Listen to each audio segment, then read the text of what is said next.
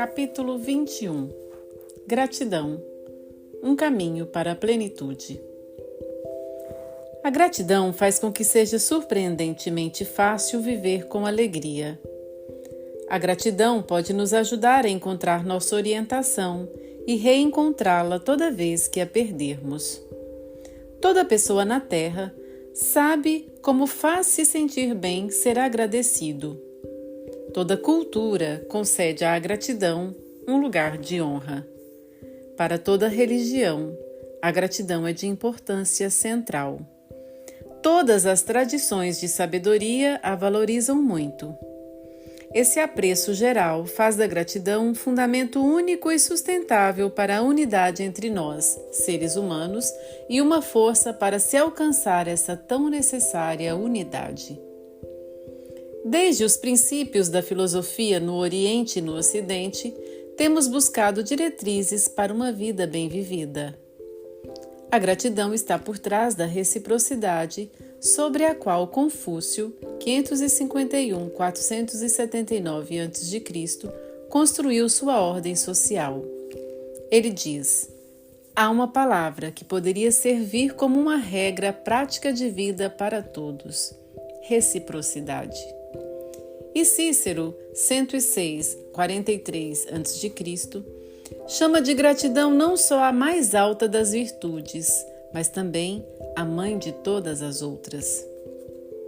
Mas o que queremos dizer propriamente com gratidão? A experiência diária nos mostra que o sentimento de gratidão surge espontaneamente em nós quando recebemos algo desejável como pura dádiva. Estes dois elementos devem vir juntos. O que recebemos deve parecer desejável, ou seja, valioso e ao mesmo tempo não merecido. Quanto mais apreciamos a dádiva e quanto mais claramente percebemos que não fazemos jus a ela, maior a gratidão que ela suscita. Muitas vezes passamos nossos dias como sonâmbulos. Tomamos como certo o que o destino nos dá, desde que seja agradável para nós, ou até mesmo pensamos que temos direito a isso e reclamamos de tudo o que é desagradável e difícil. Mas quando despertamos dessa sonolência letárgica, percebemos que a própria vida é o dom mais valioso, um dom que nos é dado todos os dias de forma totalmente imerecida e esbanjadora. Este despertar suscita uma gratidão que pode mudar fundamentalmente nossa atitude em relação à vida.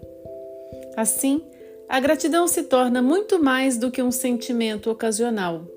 Ela pode se tornar nossa atitude básica para que possamos celebrar a vida inteira com gratidão. Agora temos a impressão de que nessa direção o caminho conduz a uma vida plena. De agora em diante, conhecemos nosso objetivo: viver com gratidão. Mas será que não estamos vendo tudo cor-de-rosa? Será que somos capazes de realmente ser gratos por tudo o que o destino nos dá? A resposta é inequívoca: não. Há muitas coisas pelas quais ninguém consegue ser grato, mas isso se refere apenas à embalagem. O presente em si, não importa a embalagem, é sempre a preciosa oportunidade que a vida nos oferece por meio desse dom. Ambos os tipos de presentes, aqueles por cujas embalagens podemos ser gratos, mas também aqueles pelos quais isso não é possível, contêm o dom real, a oportunidade. Na maioria das vezes, é simplesmente uma oportunidade de nos alegrarmos. Mas só notamos isso quando começamos a praticar a gratidão. Com isso, gradualmente nos tornamos conscientes dos dons preciosos que até agora, sem nos darmos conta, tomamos como naturalmente dados. Agora nossos sentidos despertam e notam com admiração e alegria as inúmeras oportunidades de beber de fontes de alegria. Podemos ver, ouvir, cheirar, saborear, tocar, oportunidades para nos alegrarmos, às quais mal prestávamos atenção antes. Nossos sentidos despertam. Descobrimos cada vez mais sobre a plenitude de nossa vitalidade. Mesmo que nos aconteça algo pelo qual não possamos ser gratos, como assédio moral, traição ou infidelidade na vida privada ou pública, violência, opressão, exploração, mesmo nesses tipos de embalagem, a vida nos oferece ao mesmo tempo o dom da oportunidade. Pode ser uma oportunidade para crescer interiormente, para aprender paciência e compaixão, para perdoar, mas também para protestar, para se defender, para assinar petições, para participar de manifestações de modo pacífico, mas também determinado e enérgico. Por todas essas oportunidades, podemos de fato ser gratos. É verdade que, a princípio, pode ser difícil até mesmo perceber a oportunidade, e mesmo que consigamos, pode ser ainda difícil para nós demonstrar nossa gratidão ao fazer uso de tal oportunidade.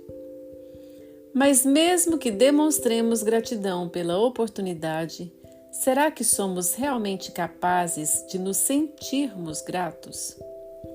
Podemos sentir alegria no meio de uma situação ruim? Sim, podemos. Alegria é mais do que sorte. A alegria é a sorte que não depende do fato de termos êxito ou não. A alegria é o tipo de sorte que nosso coração deseja, a felicidade duradoura. A saúde pode se transformar em doença, a prosperidade em miséria, a felicidade em infelicidade. Mas em meio a esses altos e baixos, a gratidão enche nossos corações de uma alegria contínua e tranquila. Não podemos ficar felizes com o fato de que estamos sofrendo de uma doença grave. Mas também podemos enfrentar esse infortúnio de modo criativo. Podemos descobrir nele oportunidades surpreendentes e aproveitá-las. Isso nos dará, apesar de tudo, uma profunda alegria. Toda oportunidade pela qual somos gratos suscita alegria em nós, mesmo no meio do infortúnio. Devido a um câncer muito grave, uma jovem mulher teve contato com uma instituição que ajuda pessoas gravemente doentes a se adaptarem a uma alimentação saudável, a aprenderem a respirar de modo saudável, meditar, jogar e dançar, além de recuperarem seus relacionamentos fracassados e de colocarem em ordem suas vidas em muitas outras áreas. Cética no início, após algumas semanas, a mulher disse estar todos os dias repleta de gratidão pelo fato de que a doença lhe havia dado a oportunidade de descobrir uma vitalidade totalmente nova. Achamos que a sorte nos torna gratos, mas vamos observar isso melhor. É o oposto. A gratidão é que nos torna felizes, com a felicidade duradoura, a que chamamos de alegria. Acho que todos nós conhecemos pessoas que possuem o bastante para serem e, no entanto, não são nada felizes. Outras, ao contrário, irradiam alegria no meio das situações mais difíceis da vida. Por quê? Porque, em meio ao infortúnio, elas aproveitam as oportunidades com gratidão, enquanto outras tornam sua boa sorte como certa, fazem ainda mais exigências à vida e permanecem sempre insatisfeitas. É uma ilusão generalizada achar que temos o direito de fazer exigências à vida e isso, inevitavelmente, leva à decepção. O exato oposto de um comportamento exigente é viver de modo agradecido e, assim, pleno. Também faz parte da vida plena que tenhamos em vista os direitos e deveres humanos na sociedade e que nos empenhemos em torná-los realidade. É muito comum que turistas de países economicamente privilegiados simplesmente não consigam acreditar na alegria radiante das pessoas em países onde faltam até mesmo as necessidades mais básicas. Essa alegria tem um motivo. Você já notou como a alegria da gratidão surge no seu próprio coração? Primeiro, você sente o apreço pelo dom erguer-se dentro de você, mesmo que seja só uma florzinha que uma criança lhe oferece. E com toda quietude, preencher seu interior até transbordar. Esse é o momento decisivo, semelhante ao momento em que a água, subindo em uma bacia da fonte sem fazer barulho, subitamente ultrapassa a borda, ressoando, borbulhando e brilhando à luz do sol. Em uma sociedade rica, os sentimentos desse maravilhoso transbordamento nunca se concretizam. Precisamente no momento em que o apreço quer passar para a alegria, é que a propaganda se manifesta em alto volume. Ela berra em nossos ouvidos que há, sim, um modelo mais novo, maior e melhor que nós definitivamente deveríamos ter. Então, bem no momento decisivo, aumentamos a bacia e cada vez mais, de modo que nunca chegamos à alegria de transbordar. Pessoas pouco exigentes têm piscinas muito pequenas. Uma gota é suficiente para fazê-la transbordar, irrompendo de alegria. E assim elas brilham. Por que essa alegria não poderia ser concedida também a nós? Devemos pôr um fim à pobreza, e o mais rápido possível. Mas podemos aprender a arte da vida simples. É a arte de desfrutar da qualidade em vez de quantidade. Essa alegria ninguém pode nos tirar. Mas também ninguém pode nos dar. Ela brota da gratidão.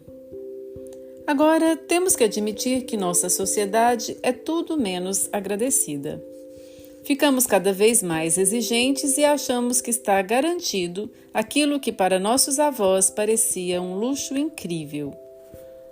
O economista Mário Quintana mostra que a economia inverteu completamente sua tarefa.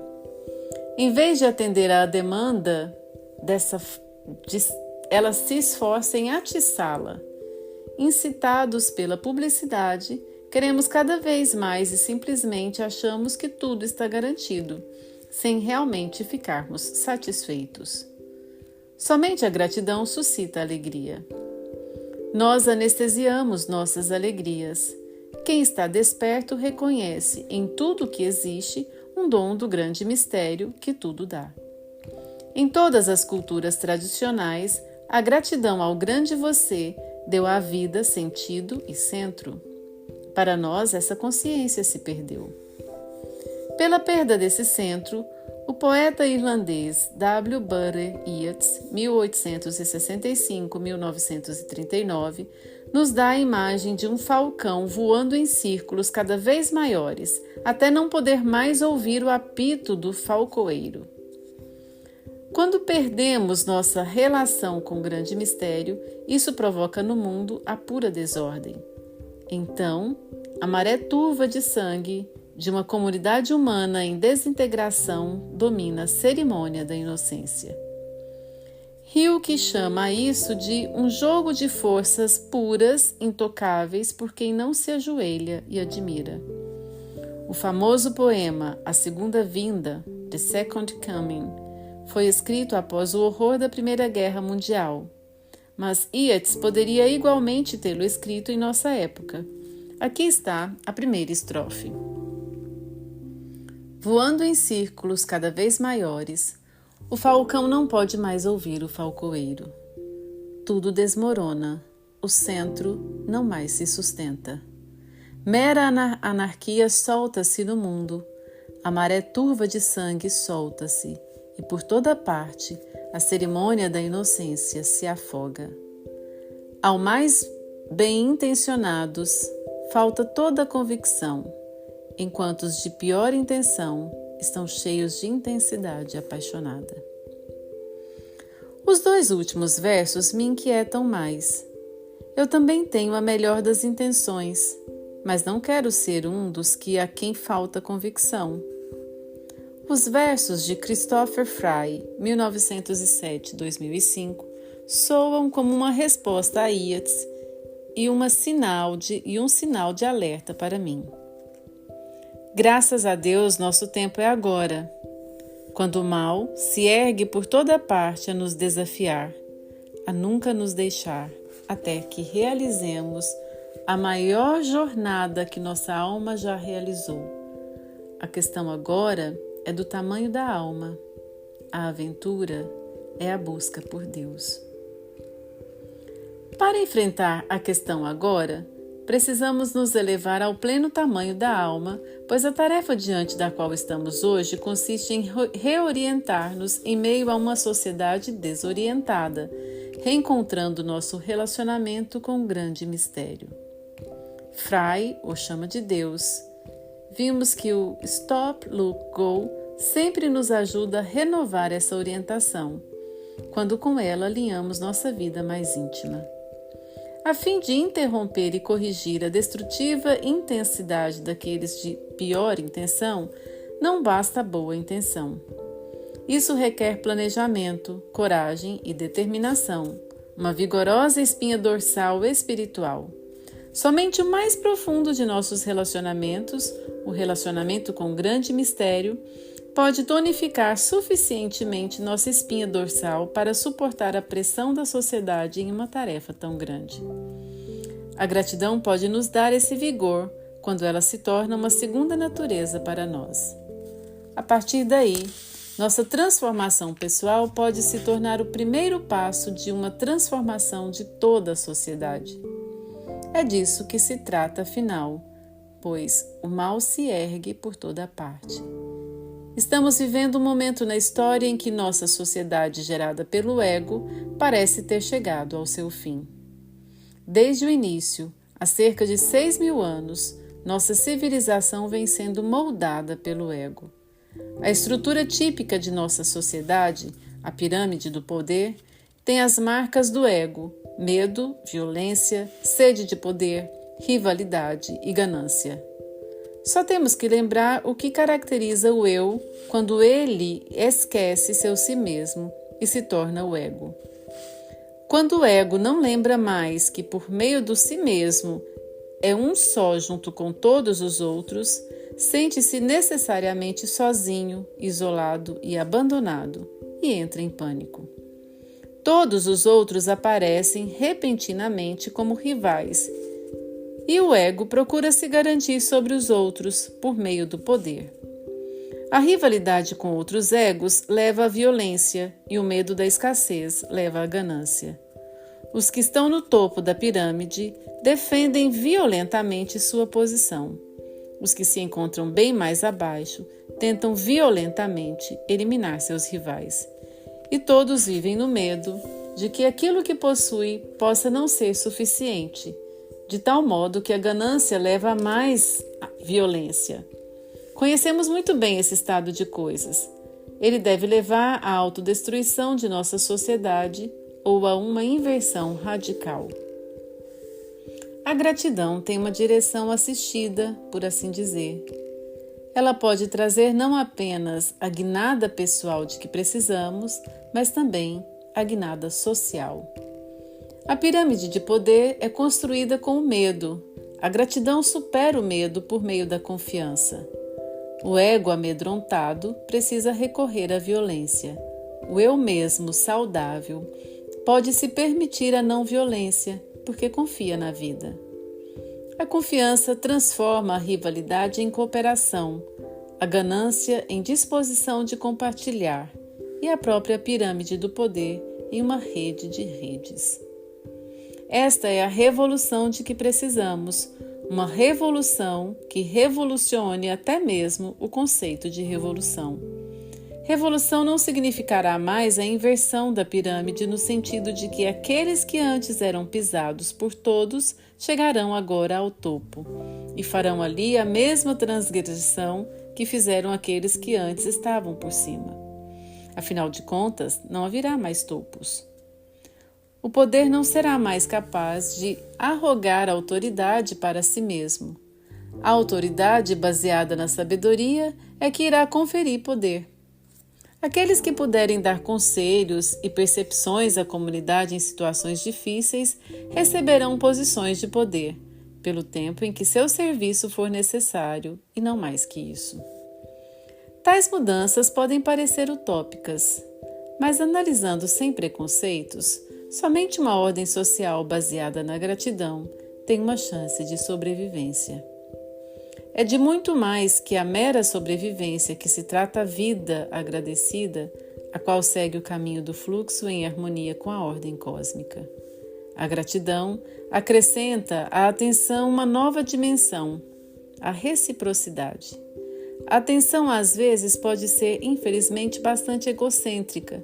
Entretanto, como vimos muitas vezes, é por meio dos relacionamentos que encontramos sentido e orientação na vida. A reciprocidade confere à gratidão sua força revolucionária.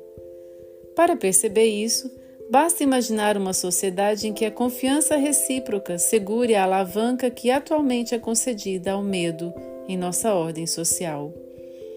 Ou uma sociedade em que a assistência recíproca tem a alavanca que atualmente é reconhecida ao egoísmo em nossa ordem social. Quando alcançarmos a massa crítica de pessoas agradecidas, poderá ocorrer uma reorientação surpreendente. A gratidão pode construir o tipo de mundo pelo qual todo coração humano anseia. Sua força vital é a força da própria vida. O caminho do fluxo pode mudar fundamentalmente nossa vida pessoal e a vida da sociedade, assim que abrirmos nossos corações com vontade e energia a esta possibilidade. Se uma canção dorme em todas as coisas, que lá sonham sem parar, e o mundo começa a cantar, a palavra mágica você vai encontrar. A palavra mágica, no conhecido poema de Joseph von Eichendorff, 1788-1857, que acorda o mundo e o faz cantar, é a gratidão.